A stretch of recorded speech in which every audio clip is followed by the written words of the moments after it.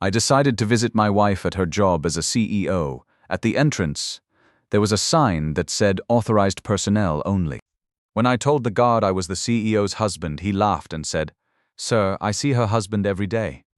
There he is coming out right now." So I decided to play along. I'm Harold Peterson, 57 years old, and I never thought a simple surprise visit would blow up everything I believed about my 30-year marriage. That Thursday afternoon in October, I was just trying to be a good husband. Diana had been pulling those brutal 14-hour days again, and I thought bringing her favorite sandwich and coffee might brighten her week. The Apex Technologies building gleamed downtown as I walked through those glass doors. I'd only been to Diana's office maybe 5 times in all these years. She always said it was better to keep work and home separate, and I respected that. Maybe I respected too much. The security guard, George Williams, looked up when I approached his desk. "Good afternoon. I'm here to see Diana Peterson. I'm her husband, Harold." George's expression shifted from professional to confused. He tilted his head, studying my face like I was speaking a foreign language. "You said you're Mrs. Peterson's husband?" "That's right, Harold Peterson. I brought her lunch." I held up the bag, suddenly feeling foolish. That's when George did something that froze my blood. He laughed. Not a polite chuckle, but a genuine, bewildered laugh that echoed through the marble lobby. "Sir, I'm sorry, but I see Mrs. Peterson's husband every day. He just left about 10 minutes ago." George gestured toward the elevators.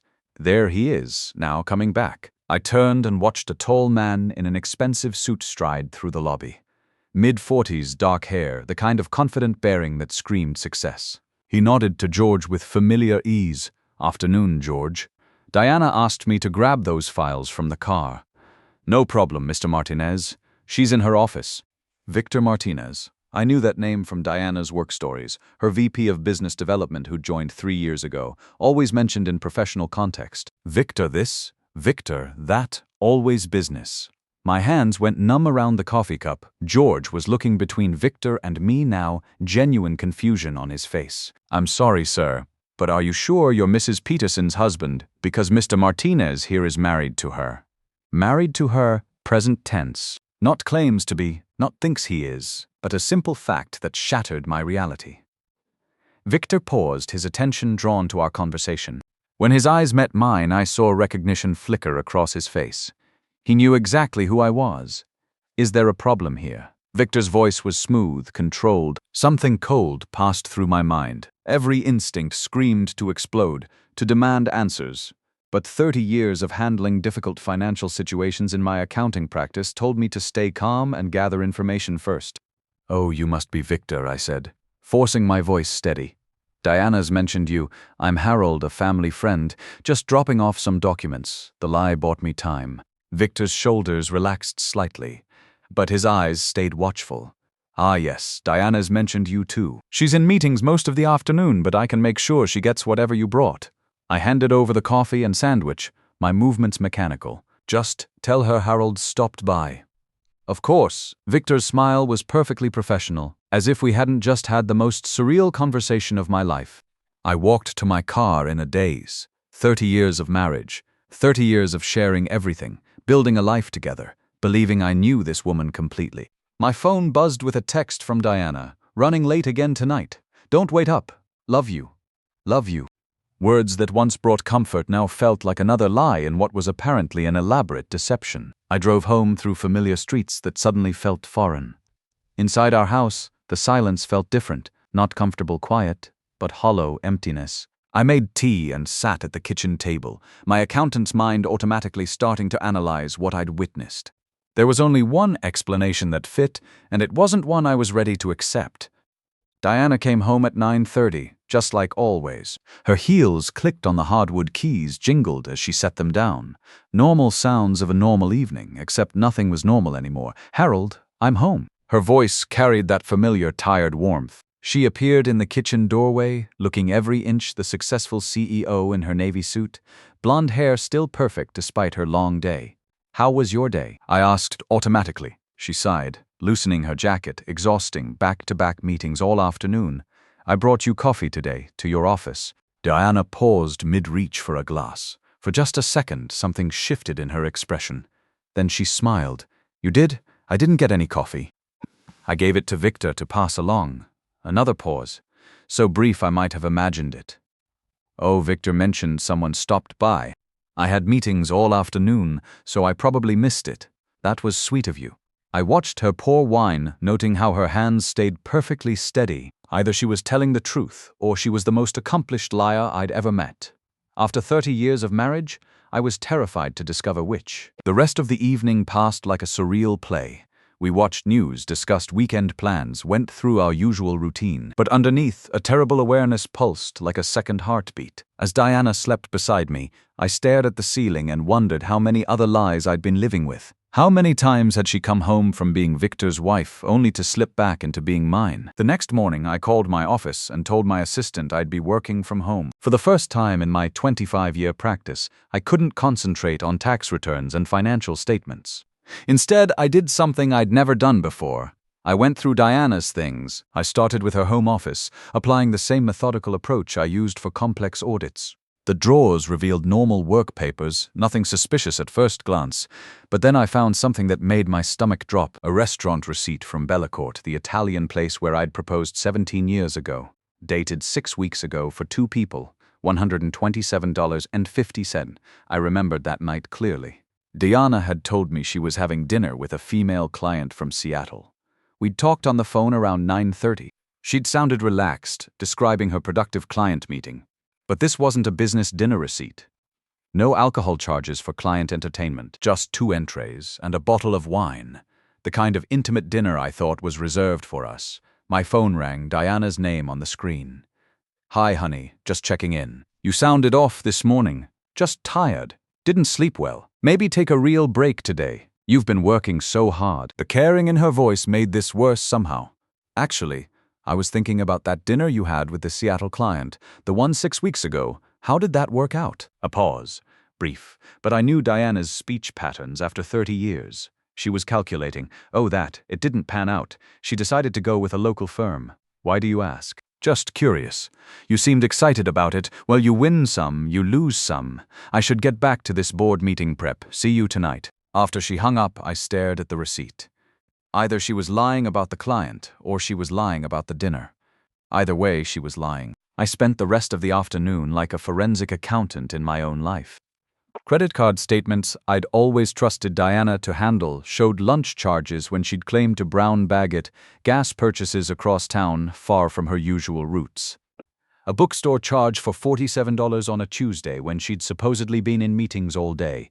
The most damning discovery came from her laptop left open on the counter. A calendar notification from Victor Martinez caught my eye. I shouldn't have clicked it, but 24 hours earlier I'd believed my wife was faithful. The invitation was for dinner tonight, 7 p.m. at Romano's, our anniversary restaurant. The reservation was under Victor's name. I scrolled through more entries with growing nausea. Lunch meetings with Victor that weren't labeled business. Doctor's appointments Diana never mentioned. A weekend spa retreat 3 months ago she'd told me was a women's executive conference. But the entries that made me physically sick were the recurring ones. Coffee with V every Tuesday at 8 a.m., dinner plans every other Thursday, weekend planning for this Saturday, when Diana had told me she needed to work. I was looking at a parallel life, meticulously scheduled and carefully hidden. Victor wasn't just an affair partner. Based on these calendar entries, he was her primary relationship. I was the side note, the inconvenience worked around. The garage door opened at 6:15. Diana was home early, wearing the black dress I'd bought for her birthday. The dress, she'd said, was too fancy for everyday wear. "You're home early," I said. She looked beautiful, refreshed makeup, perfect hair. I managed to wrap up for once. I thought maybe we could grab dinner out. It's been forever since we did anything spontaneous. If I hadn't seen the calendar invitation, I would have been thrilled. Where did you have in mind? Maybe that new place on 5th Street or something completely different. She was checking her phone, fingers moving quickly. "Actually," she said, looking up with apparent disappointment, "I just remembered I have that conference call with the Tokyo office. It totally slipped my mind." She shook her head. "Rain check? What time is your call?" 7:30. "Could run until 9 or 10. You know how these international things go." She was already moving toward the stairs. "I'll probably grab something quick on my way back to the office." I nodded, playing my part in this elaborate charade. "I'll make something here. You're so understanding, Harold. I don't know what I'd do without you." The words that should have warmed my heart instead felt like ice picks. How many times had she said variations of this while preparing to spend the evening with another man? 20 minutes later, she came down wearing a navy blouse and dark slacks. Professional but attractive. She looked like a woman preparing for an important evening, not someone settling in for a conference call. "I'll try not to be too late," she said, kissing my cheek. "Take your time." After she left, I sat in our living room surrounded by 30 years of shared memories. Wedding photos, vacation pictures, the coffee table we'd picked out together. All of it real, but none of it meaning what I'd thought. At 8:30, I made a decision that went against every trusting instinct I'd developed over 3 decades of marriage. I drove past Romano's. Diana's BMW sat in the parking lot next to a dark Mercedes I assumed belonged to Victor. The last thread of hope snapped. I drove home, the weight of my new reality settling around me. My wife of 30 years was living a double life so complete that I'd been completely blind to it. The revelation that would change everything came 3 days later while cleaning out our junk drawer. My fingers closed around a key I didn't recognize. Brass, worn smooth, attached to a keychain from Harborview Apartments across town. We owned our house outright. Neither of us had any reason to have an apartment key, especially one from a complex 30 minutes away from our neighborhood. That afternoon, while Diana was at what she'd called a client presentation, I drove to Harborview Apartments. The complex was upscale, discreet, the kind of place where successful professionals might keep a second residence. I sat in my car in the visitor parking area, staring at the key and wondering if I really wanted to know what door it opened. The answer came when I saw Victor's Mercedes pull into a numbered space. I watched him get out carrying grocery bags and dry cleaning, moving with the easy familiarity of someone coming home, not visiting. When he disappeared into Building C, I waited exactly 10 minutes before following. The key fit perfectly into apartment 214. I opened the door onto a life I never knew existed. It wasn't a temporary hiding place or secret meeting spot. It was a home. Fully furnished, lived in, with photos on the mantel and books on shelves, but it was the photos that destroyed me completely. Diana and Victor at what looked like a company Christmas party, his arm around her waist possessively. The two of them on a beach I didn't recognize, both tanned and relaxed, Diana wearing a sundress I'd never seen. Victor kissing her cheek while she laughed, her left hand visible and notably bare of the wedding ring she wore at home. I moved through the apartment like a ghost, cataloging evidence of a relationship that was clearly far more than an affair. This was a second life, complete and established. In the bedroom, Diana's clothes hung next to Victor's in a shared closet. Her perfume sat on the dresser next to his cologne. The bathroom held 2 toothbrushes, her contact solution, the expensive face cream she'd claimed was too costly to replace when she'd run out 6 months ago. On the kitchen counter, I found the most devastating evidence of all. A folder labeled Future Plans in Diana's handwriting. Inside were house listings in Victor's name, vacation brochures for trips I'd never heard her mention, and a business plan for expanding Apex Technologies with Victor listed as CEO and Diana as president. But at the bottom of the folder was something that made my hands shake. A consultation summary from Crawford and Associates Family Law. The letterhead was familiar because Crawford had handled our will updates 5 years ago. According to the summary, Diana had met with them twice in the past 4 months to discuss optimal divorce strategies for high-asset individuals. The document outlined her approach in clinical detail. She planned to file citing irreconcilable differences and emotional abandonment, supported by what the lawyer called lifestyle incompatibility evidence. According to this plan, my preference for quiet evenings at home would be presented as social isolation. My satisfaction with my accounting practice would become lack of ambition. My contentment with our modest lifestyle would be reframed as inability to support her professional growth. But the most chilling part was the timeline. Diana had been planning this divorce for at least 2 years, carefully documenting instances of what she called my withdrawn behavior. She'd been creating a narrative of our marriage that painted me as an inadequate husband who'd gradually become emotionally unavailable. The woman I'd been living with, loving, trusting, had been systematically building a case against me while I remained completely oblivious. I sat on their couch, surrounded by evidence of their shared life, and felt something cold and analytical take over. This wasn't just an affair that had gotten out of hand. This was calculated replacement of one life with another. Victor hadn't just stolen my wife. He'd systematically assumed my role while I was gradually being written out of the story. I photographed everything with my phone, my accountant's mind automatically creating the documentation I'd need later.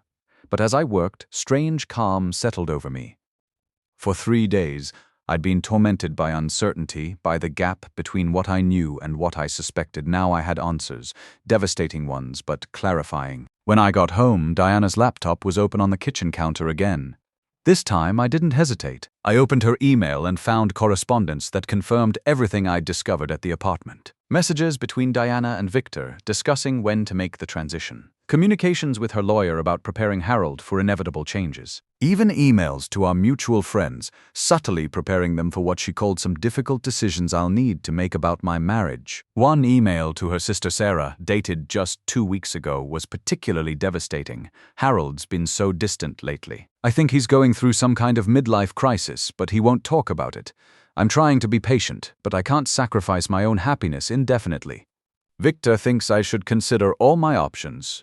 Reading this, I realized that Diana hadn't just been living a double life. She'd been actively rewriting our marriage history to justify her planned exit. Every quiet evening I'd spent reading while she worked on her laptop, every time I'd encouraged her to pursue her career ambitions even when it meant less time together, every instance of my being supportive rather than demanding had been transformed into evidence of my inadequacy as a husband. The cruelest part was recognizing how she'd manipulated my own responses to support her narrative. When she'd started working later and traveling more, I'd been understanding. When she'd seemed stressed and distant, I'd given her space. When she'd suggested we needed better communication, I'd agreed to couples counseling, never realizing I was providing her with material to use against me later.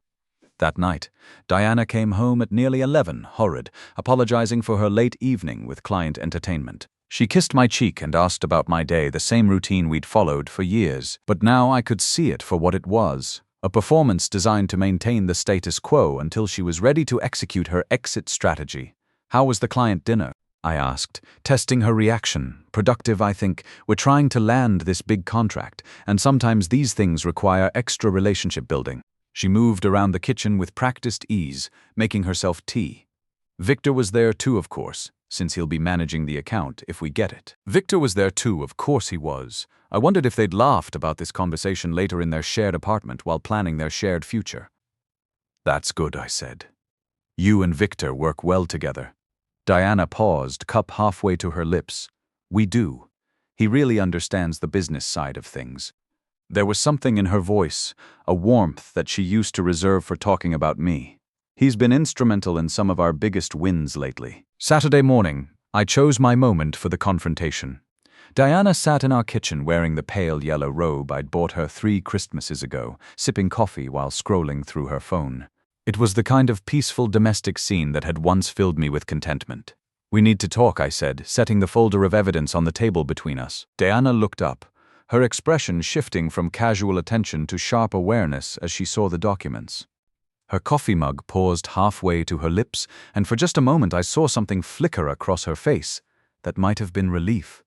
What's this about? She asked, but her voice lacked the confusion it should have carried. She knew exactly what this was about.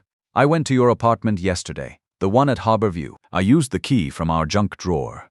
Diana set down her mug with deliberate precision. When she looked at me again, the mask was gone. The loving wife had disappeared.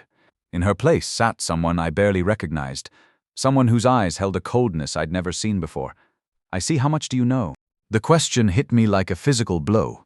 Not denial, not confusion, not even anger.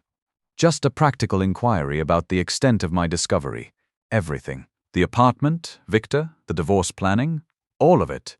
Diana nodded slowly, her fingers drumming against the table in a rhythm I recognized from her board meetings. She was calculating, processing, deciding how to handle this unexpected development.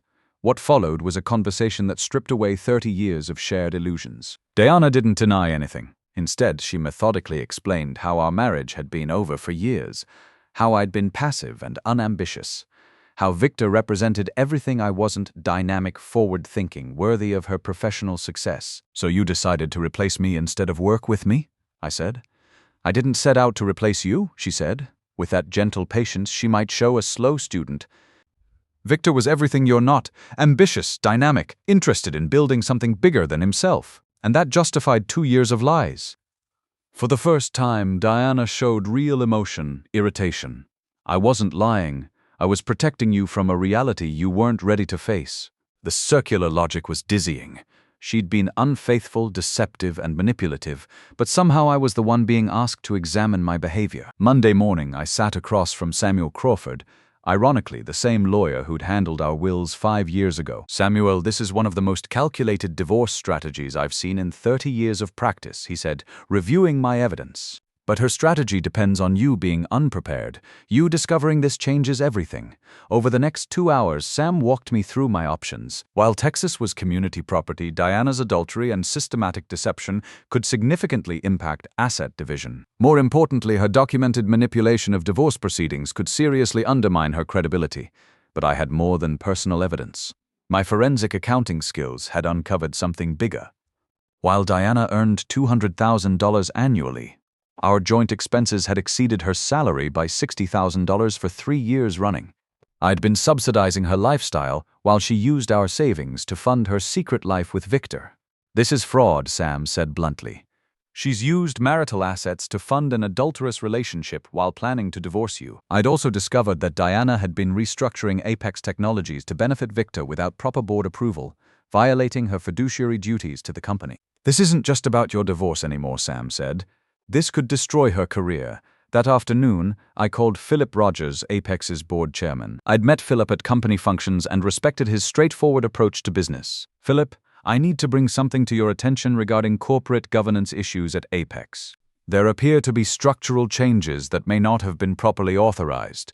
I spent 20 minutes carefully outlining the unauthorized reorganization, sticking to facts and avoiding personal details. Philip listened, his questions growing more pointed. "Are you saying Diana's been implementing major corporate changes without board approval?" "I'm saying there's a disconnect between what's happening operationally and what's been reported to the board." "Why bring this to me?" "Because I believe in corporate integrity, and the board has a right to know what's being done in their name." That evening, Diana came home stressed. Her usual composed demeanor cracked. "We need to talk," she said, "about Philip Rogers' call this afternoon, about the governance review the board suddenly decided to conduct." Her eyes were hard. "About my husband apparently trying to destroy my career." I shared factual information about corporate reorganization that lacked proper authorization, I said calmly. "This is different. This affects my professional reputation. Your affair with Victor affects that too. The board will find out eventually." For the first time since I'd known her, Diana looked genuinely worried. But I was done making her life easier at the expense of my own dignity. 6 months later, I stood in my new apartment kitchen, making coffee for one, finding genuine peace in its simplicity. The divorce was finalized 3 weeks ago. The corporate governance review had been devastating for Diana. Victor was terminated for conflict of interest. Diana kept her job barely, under strict oversight. I'd started dating Carol Thompson, a retired teacher who appreciated quiet conversation and found my contentment with simple pleasures charming rather than limiting. One evening, Diana called to apologize. She'd lost everything she thought she wanted. Victor had lasted exactly 6 weeks after moving to Denver. "I'm sorry you threw away 30 years for something that wasn't real," I told her. At 57, I'd learned that sometimes the best thing that can happen is losing something you thought you couldn't live without. Diana deserved someone capable of her level of deception. I deserved someone whose love didn't come with conditions and exit strategies. As I turned off the lights in my honest apartment, I realized I was exactly where I belonged. Listen, if you're watching this and you recognize something familiar in my story, pay attention. I spent 30 years being the understanding husband, the one who made excuses for late nights and business trips, the one who believed that love meant never asking hard questions. That loyalty and trust I valued so much. They made me the perfect target for someone who saw kindness as weakness. Here's what I learned. Your gut instinct is usually right, and when someone shows you who they are through their actions, believe them the first time. Don't waste decades of your life enabling someone who's systematically planning your replacement. You deserve better than being someone's backup plan.